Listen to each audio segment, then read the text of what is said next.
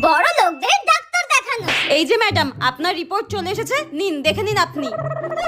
ও মাই god, আমার report তো একদম ঠিকঠাক রয়েছে, তার মানে আমি একদম সুস্থ।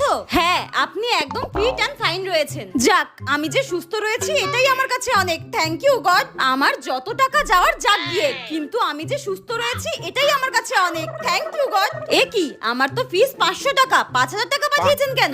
আমি যে সুস্থ রয়েছি এটাই আমার কাছে অনেক। আমি আপনাকে খুশি হয়ে দিয়েছি, ঠিক আছে? আর আমার মা যখন ডাক্তার দেখায়, ডাক্তার বাবু, আমার রিপোর্টটা। হে ঠাকুর, একটু দেখো আমি যেন একদম সুস্থ থাকি। আমি তোমার চরণে 10টা নারকেল ফাটাবো, একটু দেখো।